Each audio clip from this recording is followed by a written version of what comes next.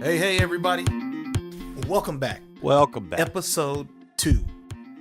I can't believe it. First one, I think people responded pretty well. Well, you're getting messages? I am, man. I was super overwhelmed and shocked just by the response, and literally just a matter of hours of us having the first episode out. I mean, dude, in the first hour, and mind you, we didn't post it like probably most professional podcasters probably would, with some big launch and hoo-ha or hooray, shoot the balloons off type of thing. Pretty much I got everything, all lined up online, finally got accounts done, and was like, okay, let's just go ahead and put this thing up. And so that was at about... You're like, let's go. Yeah, so that was like at about 10 or 11 o'clock at night, which is not normally when people... Well, I say when people are up, although that's normally when I'm up. And believe it or not, it's normally when I am actually listening to podcasts. So... Hey, no, listen. I did the research. Boom. People listen to podcasts the most 8 a.m. and 11 p.m., Scott. You've got to be kidding me. I did not know that. No joke. 8 a.m. and 11 p.m. That's where people listen to podcasts the most. Okay. You're right on target. Well, sweet. So here's what we need to do. We need to go ahead right now in this moment and just apologize to our listeners if your social media gets blasted at 8 a.m. or 11 p.m. Yes, it is. It's H&H, and we take full responsibility for it. But right here, we're letting you know the reason why is because we've just given you the information found that most of you are actually looking for that sweet new episode. So here it is. We know Welcome now. Welcome to the sweet new episode. That's awesome. 8 a.m. Yeah, they're gonna get hit. That's awesome. 7:45. It's gonna happen, man. Yeah, 8 a.m., 11 p.m. You're right. You're right on target. And so we're gonna hit people up. Let me go back and say welcome to H&H, ladies and gentlemen, and boys and girls, and whoever's listening. Honestly, I don't care who's listening. Oh, yep. I'm just excited that you are here. Welcome to H&H. I am Kam Hunt. That's one of the H's, and then we have Scott Hussey. Scott Hussey. We've known each other almost all of our lives. Yeah. I have an infatuation with Scott because he's a musician, and early on when we were at youth, he played the keyboard, and so pretty much I was in love with him. So wait a minute. But you married my wife. So I didn't marry your wife. You said I mean married you. Your wife. Oh, dude. Oh man. Now we've just totally changed this podcast. This podcast is. Hey man, we're gonna pick up a new audience. Oh my gosh. So we've got a new topic we want to talk about today. Can you guess what that topic is? I married your wife. Okay. All right. Okay. All right. No, you married my sister over that. I know. Wow. Does she ever Does she ever question really how deep was your love? Oh, okay. So listen, my love was so deep that I married her because I couldn't marry you. I'm not like that. So I'm like, oh wow. Yeah. So yeah, man, that's it. That's awesome. Oh my goodness. All right. So I'm Kam Hunt. That's Scott Hussey over there on the other side. That's right. Hussey. That is his real last name. That's it. Say it loud and proud. Loud and proud, Hussey. And hey, do you know if is that German? What is that, man? German? What is that? You know what? We have that last name. Crud. Man, I don't know if it's German or Irish. I'll have to find out from my dad. It is. Yeah. It's something. Yeah. Like, it's so unique. You don't know many. No, you don't. Hussies. Well, I say that. I mean, we say that, but I tell you what, man. Believe it or not, like I remember my dad saying when we first moved from Illinois to Houston, and this was back in like the early '80s. Oh crap! I'm really giving out my age now. Anyways, I remember him saying. Like he looked in the phone book back when like phone books were actually a useful tool, and you like said I guess phone book. I know, dude. Can you believe that? I mean, dude, Mm. all our children know is there's something that these really strong men rip to show off, and that's all they know what a phone book That's is, it. you know. That's all. Or True. you know, maybe occasionally if they're at grandma's and she's still cutting her hair, they use them to like stand up on, but that may be about it. Oh my gosh. But yeah, Scott, you are straight dating yourself. oh my god. That's awesome. Okay, Come on, so, man. It's supposed to be a anyways, secret. Yeah, I can All right, tell you. yeah. So, All right. anyways, back onto what we were just saying. So he was looking in the phone last book, name, and Hussey. amazingly, yeah, he was looking at it in Houston at the time. I mean, dude, there were several Jim Husseys that were in the phone book, which, you know, normally, like, I think it's the husband of the family's name is normally the one sitting in the phone book. When you looked it up back then, which, dude, that tells you a lot too, you know. Wow, that could we're be not a whole, that old. Dang, no doubt. Scott. This I know. ain't the 60s. All right, let's get off this topic. Let's get off this topic. This is hilarious. No, man, no. Hussey is very. It's very unique. Yeah, Hunt is not. It's unique. I mean, but it's not, dude. Hussey. Yeah. I mean, that is.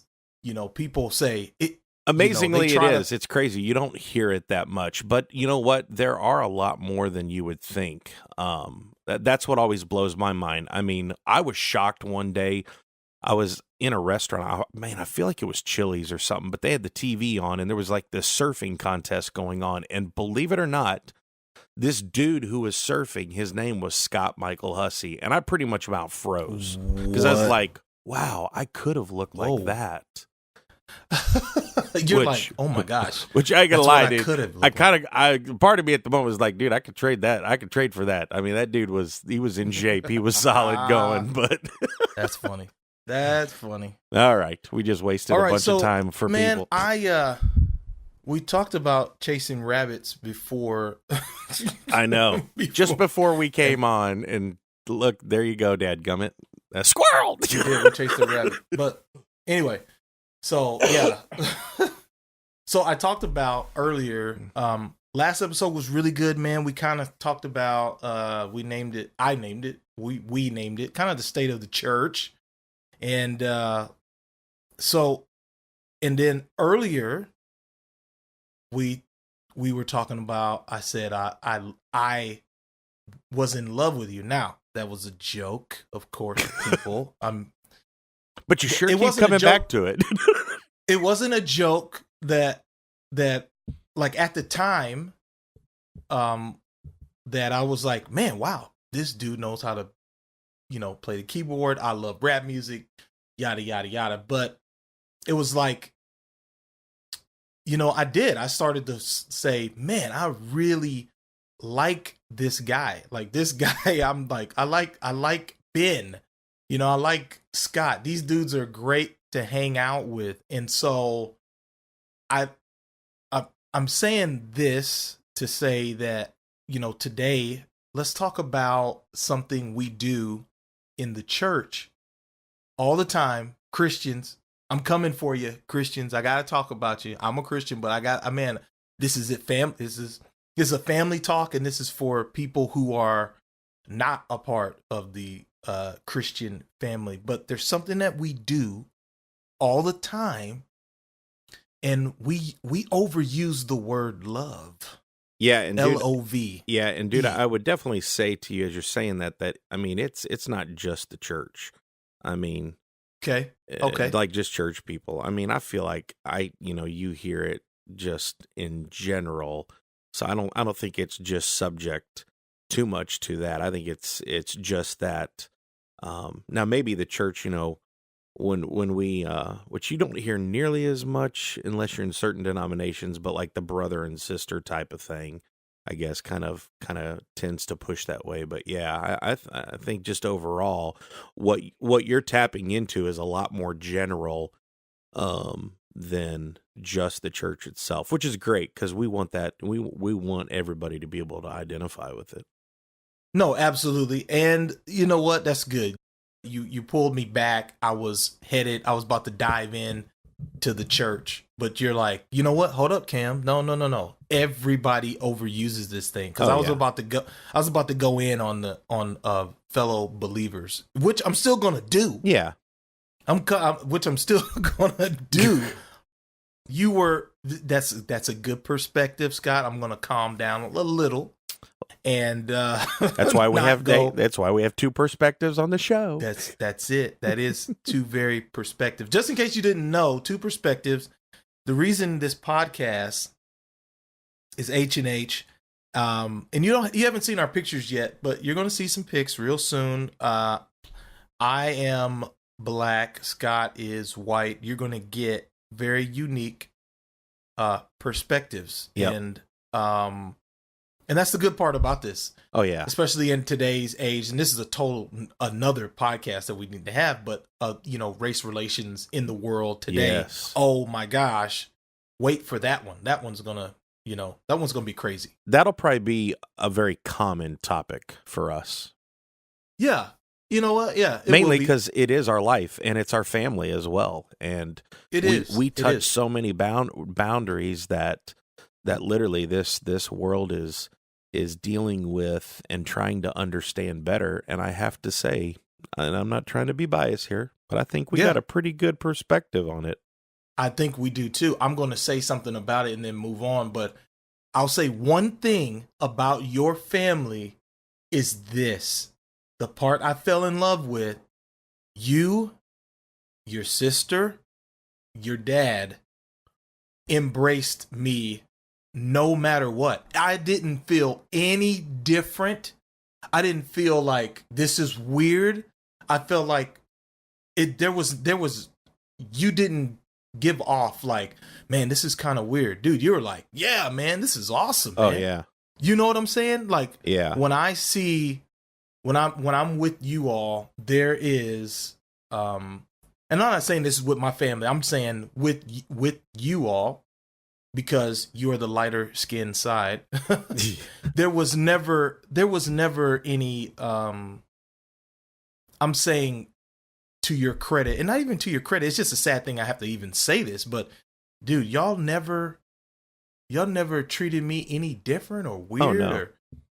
Oh my gosh, I'm like, I'm just here. I am me. I'm a human, and we are two humans coming together. A lot of people don't see that, man. And so y'all, that's one reason why really I fell in love with your family. Love. Well, and when we talk more on an episode, maybe next episode we ought to step into that. But when we talk on an episode about it, there are so many aspects to that, Cam, that first of all, I'm looking forward to get to share, because in some ways, some of them I don't even think you and I have ever really talked about in our relationship since we've known each other. But there's some key things why it is that way, and I think they're key things that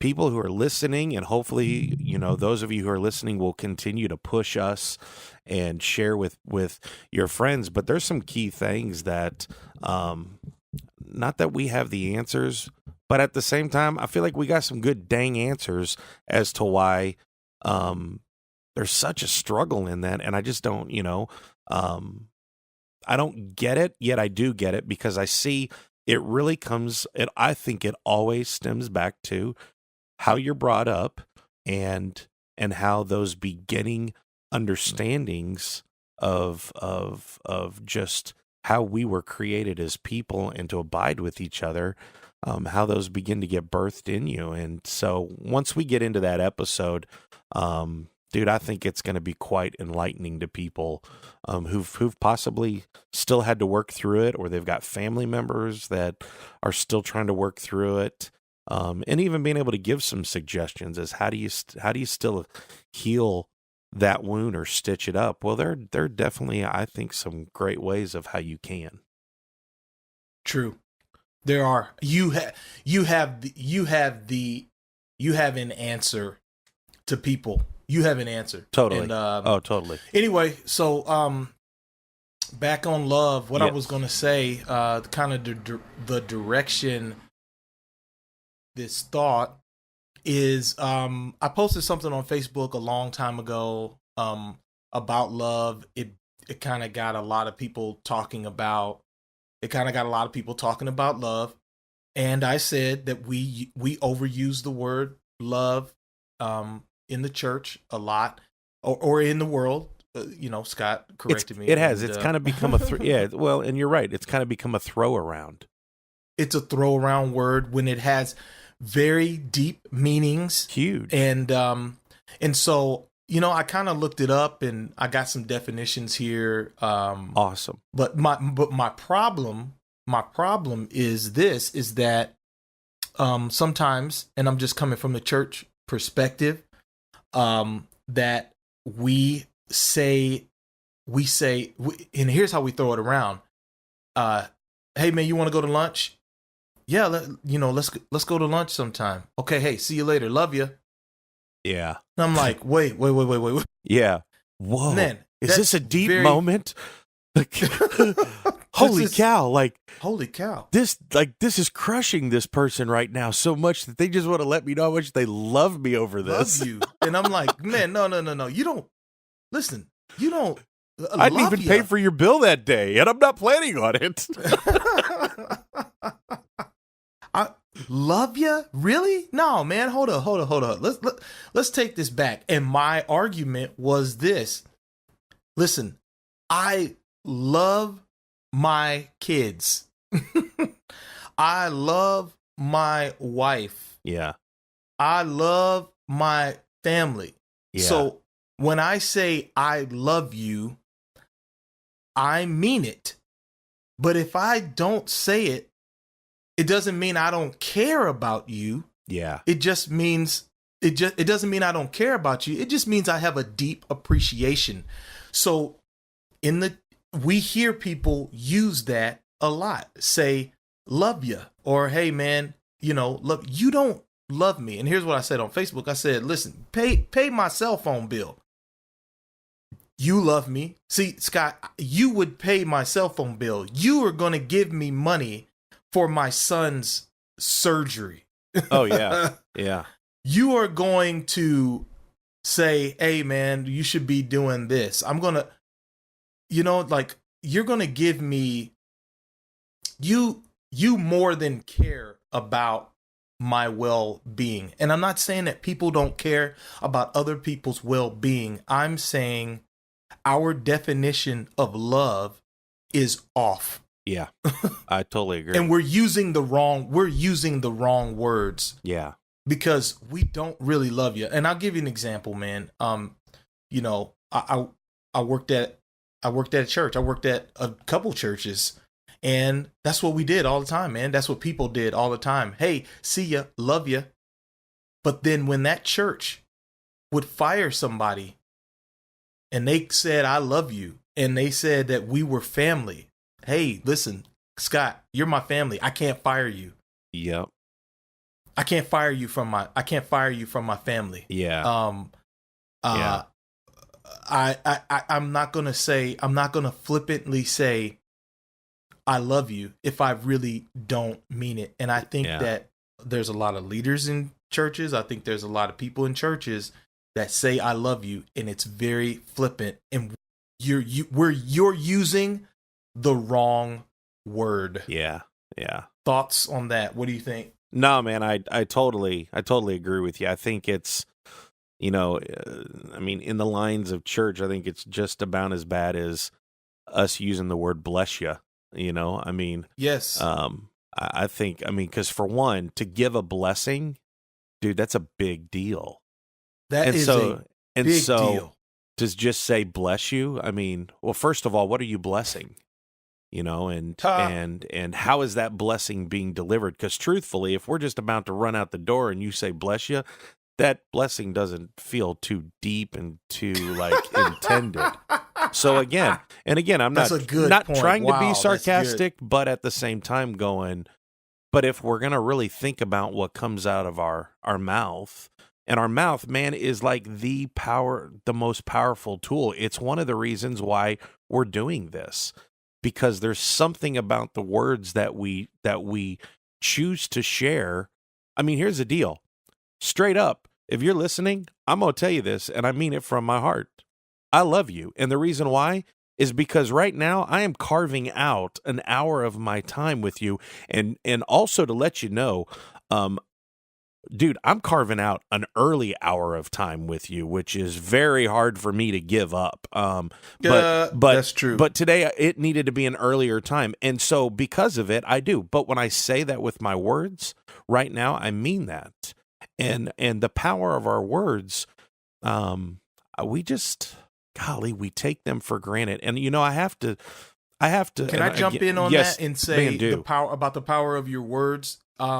I say this when I go out and when I speak to students, and it's this: your words are either weapons or tools. Oh, they're tools to build people up or weapons to tear people down. When you said your words are powerful, people realize your words are powerful. They mean something. You know what I'm saying? Like when you say something, it means something. The way I talk to my kids, it means something. Yeah. So that's why I'm talking about this, man. Oh, yeah. If I say, Scott, I love you, man, it's not flippant. It's not love you, man. No. Don't say that to me. No. Yeah. If you really don't mean it, you're not going to fire somebody you love. Well, maybe you will. Maybe there's some people on that. Yeah.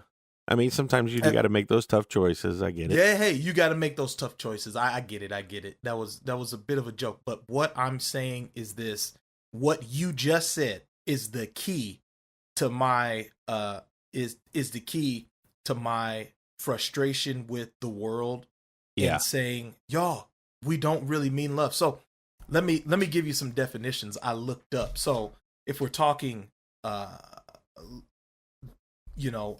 are 3 types of love, Scott. Did you know that? Honestly, bro, I probably have heard that, but man, I need to be refreshed because I couldn't tell you them right now. Okay. So 3 types of love. A lot of people already know this. There's agape, AGAPE. It's like agapeo or something, something in Greek. All you Greek folks, you know what I'm saying? I'm not going to get that deep, but it's agape. Okay? Good, because I would probably check out and you'd have to ring my bell. There you go. I'm ringing it. Agape, okay. Greek. Okay. That agape is sacrificial. It's sacrificial. So right now, sacrificing that hour, Scott, you're having love you're showing love to so I'm giving agape love right now. Okay? Awesome. Good. It's also the kind of agape is outwardly. There's another one called phileo. Like a fillet of fish, cuz that just made me hungry. Correct. Chick-fil-A. Oh, dude. Oh, dude, we just got spiritual, bro. We also hopefully just picked up an advertiser. Please, Chick-fil-A, sponsor this spot right here. Man, hey, because let me tell you something. A half cup of their sweet tea with a half cup of their unsweet tea is a very spiritual experience. Yeah, I know. And right now, guess what I'm drinking? I know. I'm drinking right now. There it is. I'm drinking a half a cup of sweet tea and a half a glass of unsweet. So Chick-fil-A. There you go. You don't even have to. You could just give us some sweet tea and we'll shout you out. Anyway, man. Okay. Okay. Sorry. Back on. In my ear. Okay. Sorry. Back on. So agape, sacrificial, phileo is brotherly. Brotherly love. And then it's brotherly love. Eros, or eros, that is sexual. Let me tell you something. If you tell me I love you, you better get the right one. Yeah. Okay? Yeah. Because it better not be eros. Yes. Listen, Scott, if you say, "Hey, Cam, I love you," I'm gonna look at you kind of crazy, man. I'm gonna be like, say what? Say what? Yeah. Yeah. Which one are you talking about? Yeah. When you say I love you, what are you talking? What Dude, What are we need to talking have about? we need to have flags that we carry, that when we say the word "I love you," a yellow flag is agape, or the red flag is brotherly, or the blue flag is that way there would be no misunderstanding. Listen, I hear you. You're making fun of my frustration.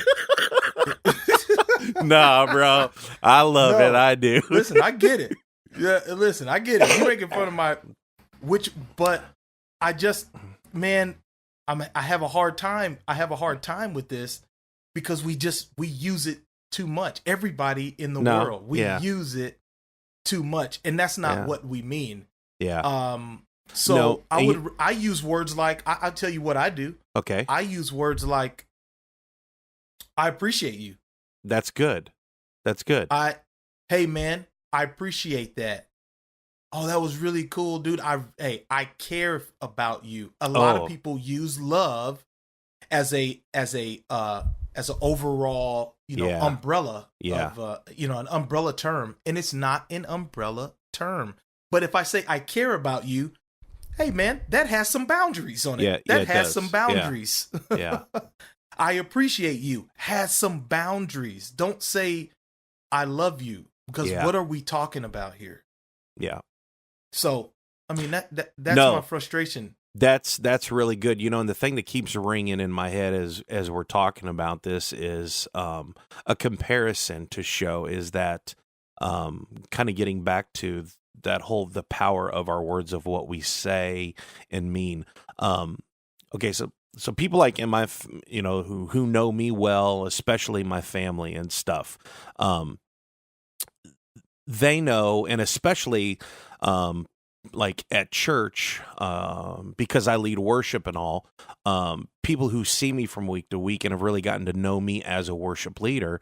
So there's one thing that people get to realize with me, and that is, as much as I am very much in a way an emotional person, and when I say emotional, I don't mean by bawling and being on edge and whatnot, like, man, I'm always so emotional, but I'm very like connected with them because of that.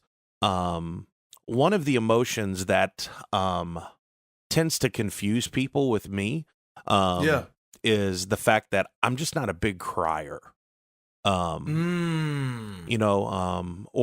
even like a super like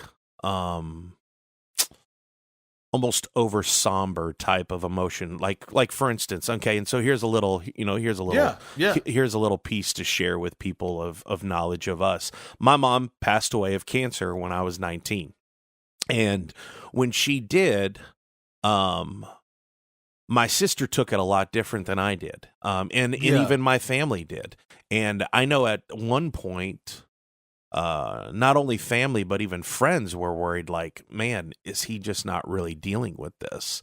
And especially like at the funeral and at the service. And mind you, because, I'm so used to being on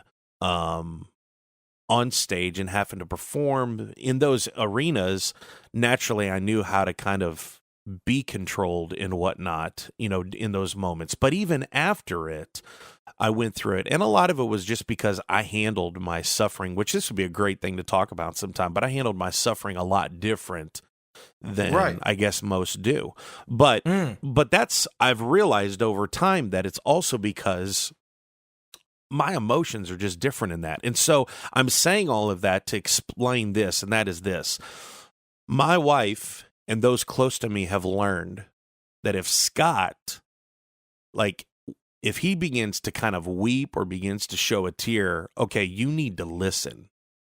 Like, out of everything he's expressing or saying right now is the moment. Because what is going on with him, he does not just give this out. Matter of fact, he normally does everything he can to not show this. So when this comes out, you better believe he is fully engaged in what he is delivering. like from a worship leading aspect. I can be leading worship, and very seldom do I break, but when I do break, like my wife, I can look at her. And I'm not breaking because I'm like, oh my God, I'm in love with her. No, I'm saying that in the sense that when I look at her, I do it mainly because I know she knows, oh dude, he right now, there is something happening with him, and this is a moment. And even to the extent that I know that she's even looked at it going, man, if the people could only understand right now what he is experiencing for them, because a lot of times that's what it is. Sometimes it is just overwhelming love that I'm experiencing with God in that moment. But there are times where it's because I am getting such a heart for the people, and I'm seeing where God's at with them, that, dude, it crushes me in this moment, and I literally will lose it. I can be talking to somebody, sharing about something, and all of a sudden, if it's something I'm passionate about, the overwhelmingness of it, man, will hit me like a ton of bricks, and I have to do everything to fight it because I want to still be clear. I'm saying all of that in the sense of, gosh, if we used the word love that way, because here's the deal. When that word got then pulled out, I mean, people would go, oh, wow, man, like he chose that. So like, this is, man, he's like serious about this moment or whatever this is that he's sharing, or man, you really mean this. He really, I really mean this to this person. Yeah. That's good. Hey, it sounds like, man, and I've noticed that about you, man. You're not an emotional person. And honestly, I was one of those who are like, man, has he grieved his mom? Wow. Yeah. I'm one of those guys. Like, I'm like, has he grieved, have you grieved your mom? And, me and Kendra talked about it, and you're not that kind of guy. You know what I'm saying? I mean, I feel like maybe you took a vow of no emotions, like Spock. You know what I'm saying? Yeah. like Spock. No. From Star Yeah. No, I didn't do that. But I will say, and I don't want to run on this trail. That's good. That's fine. But I do want us to take note and actually try to come back to that, because I will tell you this, and especially I know there's people who listen who actually do know me. There's actually something there that I've always wanted to share in the right arena, and this is kind of that. Why don't you touch on it? Touch on it a little bit, man. Give us okay. I think people are going to be itching for these. These kind of conversations about race, about emotion, dealing with we're coming with some heat. Okay. You just stick it out with us. Just tap on it a little bit. Go there. All right. Well, I am. So it wasn't a vow of not wanting to deal with those. My makeup, and here's the deal. When I say this, I know I'm not like just some freak of nature that nobody else is like this, because I know there are.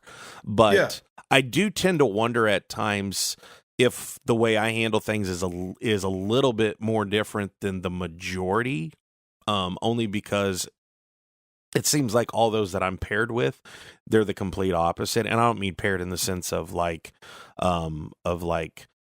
close relationship, opposite sex. I'm just saying in people who naturally, when this conversation comes up, I don't find a whole lot that handle or relate the same way I do in this. But when this happened with my mom, first of all, and this honestly, believe it or not, I've realized this actually happens with how I deal with the majority of situations that are that kind of have a pretty good tragic type of potential to them, or extreme change, whether it be a job change or anything.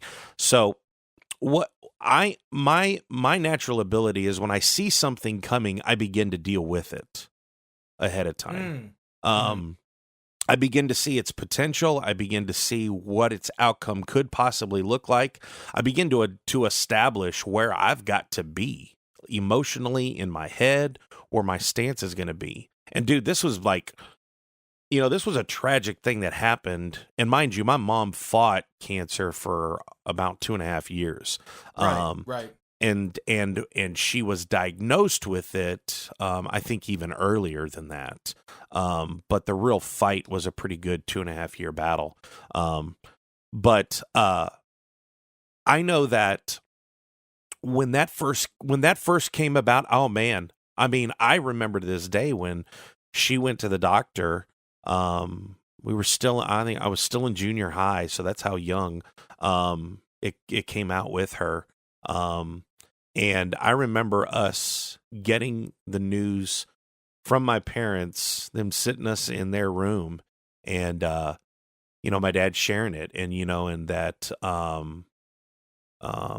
we took this stance as a family and I want to say that even our like verbal stance was, this mountain will move. And I have to say that I really believe that. I really sought after that, especially in the early stages of her battle with it and where it was at.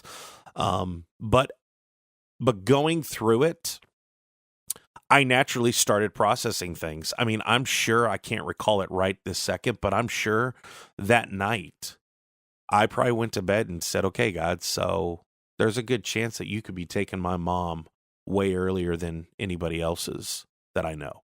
And looking at life like that, of going, so what's that going to look like with just my sister, me, and my dad? And already processing through all of those things. And so because of that now opens the door to emotion right out of the gate. And for me, I'm now applying this emotion, and I'm starting to almost put its place in different places it needs to be. Some would say, now that I just said that, so he started compartmentalizing, or whatever the word is, those to actually, hide him or get him away so you don't have to deal with. I disagree with that statement, only because if that's the way I'm built and how I handle and deal with things, I don't feel like that's a running from it. It's the way God created me. So it's my organization of them versus yours, where you want to embrace them in one big place at one big time. That's the only difference. You know what I'm saying? Absolutely, man. So if you're a counselor, a counselor and you were just listening to this and you try to analyze me, I just nailed you on the head, bro. Anyways, you might want to go back and reevaluate that. No, I'm just kidding. Listen. Not trying to be. Listen, guys, men think that way, dude. That's what we do, man. And that's true. We put them in compartments. We put them in little suitcases. Yeah, completely. And we're like, okay, it's time to open up this suitcase. It sounds to me that you grieve privately. I do. Oh, completely. Yeah, it's not grieving is definitely not a public thing for me.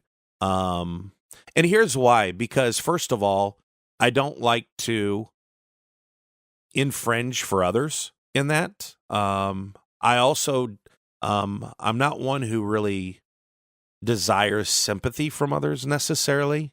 So because of it, I just really have no desire to put it out there for everybody else to share. I mean, I remember, I was dating a girl at the time when it happened, and I even remember, I think for her that it was a struggle, because I know she probably wanted to be there for me, and yet, honestly, I just wasn't. I was trying to be a jerk, but I mean, I was doing good to even be open to my immediate family, let alone anybody, outside of that circle. And so, and again, I think it put people in a state of, man, we need to just, be there just keep your eye on Scott, and let's be there, because like this bombshell could happen. And, there is some truth that maybe that could have, but for me, it didn't. And it never has. Listen, it left me curious about you. 'Cause listen, I mean, I got a background, black folks pass away. Yeah. They go crazy, man. There is a serious outward expression. People are just crying, snot bubbling. Oh, trying to get into the casket. See, and I feel so awkward in that situation. I really do. I mean, there is a there is a, oh my God, Lord have mercy. Yeah. I mean, there is an outward. So when me watching you, I'm like, all right, bro, time to let go. Come on, man, let go. And you're like, do. Yeah. And I'm like, there's something wrong with the dude. His name is not Scott. His name is Spock. Hey, and it's so funny that you mentioned that about you just kind of grieving privately. When I have done funerals, when I do a funeral, I grieve privately. I don't do it publicly. I don't have a public display because, man, how am I gonna look walking into the funeral and I'm crying? Oh yeah. Then everybody else is they're gonna be a mess. Oh yeah. So there's something good about being okay with grieving privately and not being emotional. And I think this whole kind of podcast, if we bring it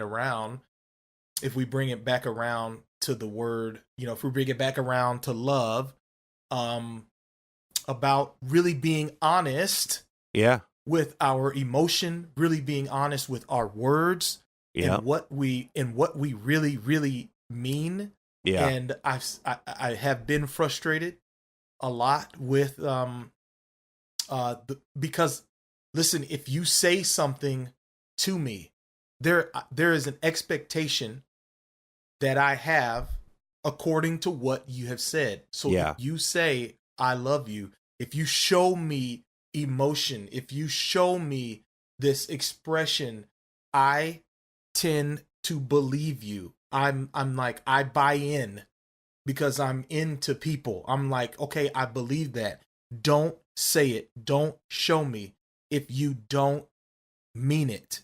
Don't act like you don't act like you care. Don't use love flippantly in the church. If you're a church leader, don't tell your family that you all are family. Don't tell people who work for you. If you're a manager at a church or a leader or a pastor at a church, don't tell those who are under you that they are your family. Don't do that. No. You set up an expectation for that employee to be treated like they were family, and they're not. They're an employee who you care about, but you don't say you love them. They're not your family. Yeah. That is not your family. My family is at home. My wife is at home. Don't say that we are family, that hey, what's up, family? Hey, hi, loved ones. No. You don't. You care about me. Don't call us. We are not family. That sounds harsh to some people. But listen, dude, it's the truth, and here's it's honest. Oh, yeah, it's honest. You're exactly right. And here's the thing: is that, and I think we have to be reminded of this. But man, love looks different to different people, and sometimes what we think love looks like, and then we say it, we don't know how that's going to look to somebody else. Somebody who's massively seeking for it because they haven't had it. Dude, they're going to latch to anything. But then somebody who hasn't really had it may not even understand when you're really trying to tell them, but man, I do love you. And they're looking at it going, gosh. That scares me because I know what love looks like. And yet we're going, no, but you got to understand, like, I don't mean it that way because you've seen it incorrectly. Yeah, but that's what they've connotated it with. And then to take it and just throw it and blast it on anything, I mean, that's... And here's the deal. Because I know you just dropped a heat bomb on them right there. What? Because I know we reach a lot of leaders. Dude, leaders, shame. Like, yes, we're responsible for that. Listen, I had an assistant, and I literally cared about her, but I never called her family. Yeah. I knew what our relationship was. She was a colleague. She was a colleague to mine, and she did a lot for the position. But I would go to bat for her. I just deeply cared about her, and I showed it. And I didn't use words to show it. I actually showed it. Yeah. And you are exactly right. Wow, man, you just said something that love means different things to different people, and they'll latch on according to their definition. Exactly, yeah. Listen, one of the things that I have really tried to learn over the last several years as a leader, and that is this: when I use not just the word love, but something that has that much deep understanding to it, or deep volume to it, I am notorious for this, and I think sometimes it probably freaks people out, or is like, wow, like that dude's extreme. And I mean, honestly, I'm not as extreme as I think, people who do know me. Even though I'm kind of cut a little bit different, I still have this natural sense. But here's the thing that I'm getting to is that I've learned over the last few years that when I say something like that, like, I will make sure to pause. I will make sure to go, now listen, I really need you to understand that, like, I really love, or I really respect what you're saying right now. I need you to know, matter of fact, I just got a phone call yesterday with a pastor, and in our conversation at the end, like, he had some things that he said that I knew he was saying them, and to kind of help the situation, but at the same time, because of the depth of what he was saying, and my feeling was he probably did not understand the depth of it, I made sure very clearly at that moment, I was like, listen, man, I need you to understand that right now, what you're saying and how you're handling this, I have massive, and when I say massive, I'm saying it because my respect for you right now is not just something I'm throwing the word at, where somebody would go, man, I have respect for you. Well, no. Right. What I need you to know is I actually have massive respect for you in this moment. So I'm trying to emphasize the importance of this statement I'm making, because I'm not just pulling this one off the side of my bag. I'm not just throwing love off the side of my bag right now because that's good. It's a good card to throw down. No, I'm actually taking, because this could be the only one I have left, and I'm wanting you to know I'm pulling this one right now to lay right here in front of you, because you need to know that this is how important what you said, what you did, what you mean right now is to me. That's and that good. What you did, this was totally worth every bit of your time, and I thank you for giving me that moment. That's good, and literally at the end of that conversation, like, we both felt a major shift, and it's not like our relationship was in trouble, but we felt a major shift in that moment, to the extent that, and I haven't known this guy real long. We've only had a few conversations lately, but it was enough that even at the end of the conversation, Cam, like, he even said, dude, it's important to me that we continue to grow our relationship. And dude, our paths are on completely different sides of the world.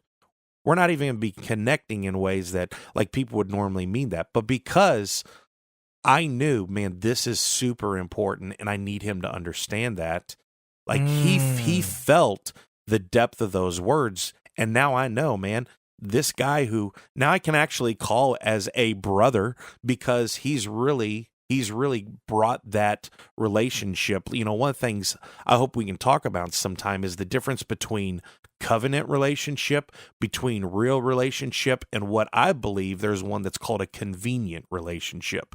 And I believe a convenient relationship can sometimes look like a covenant relationship, or even like a best friend relationship. But here's the deal. And most of the time, these convenient relationships show up in this place, and that is this. We've just recently moved away from a place that we were at that, we had close family. When I say family, I mean close family and like people that we've developed relationships with. So just close friends and whatnot. And always when God does something pretty extreme in your life, where it pulls you away from those body of relationships you have, I think we're just as bad with the word love, where we commit to each other about, man, we're going to stay in touch. We're going to be, man, distance won't be a thing, between us or whatnot, which I think we need to talk about that, because there's a lot of hurt people over that kind of, a lot of bruised relationships.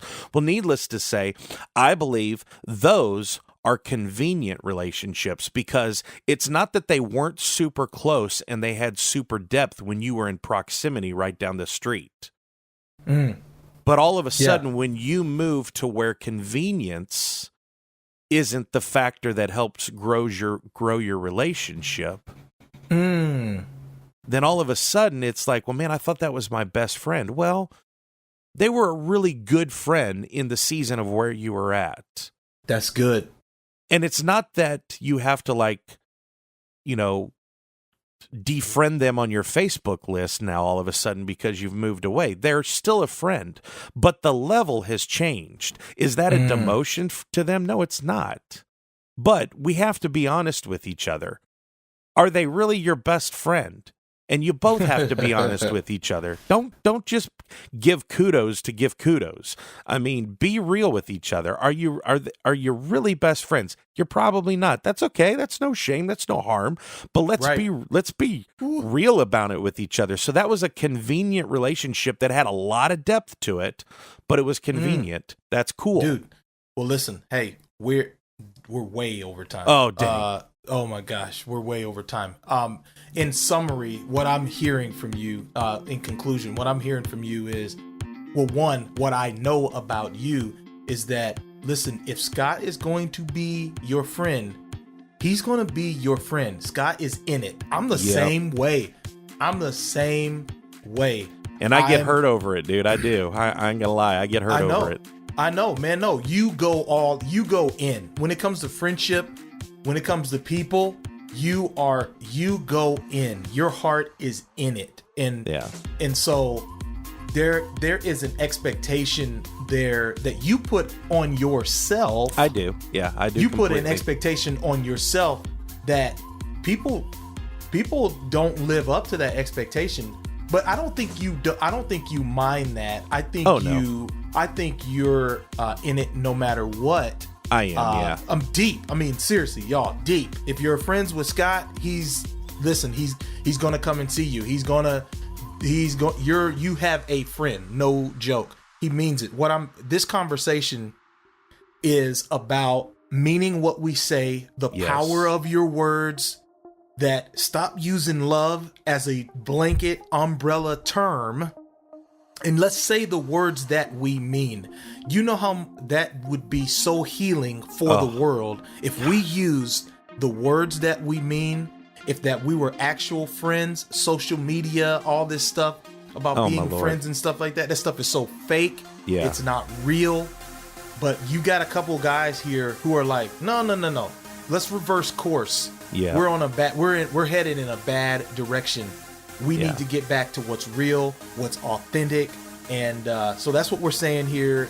Excited about episode 2. There were many bombs dropped in this episode, Scott. Oh, yeah. I mean, dude, listening to you about the power of your words, and then I just kind of summed it up a little bit.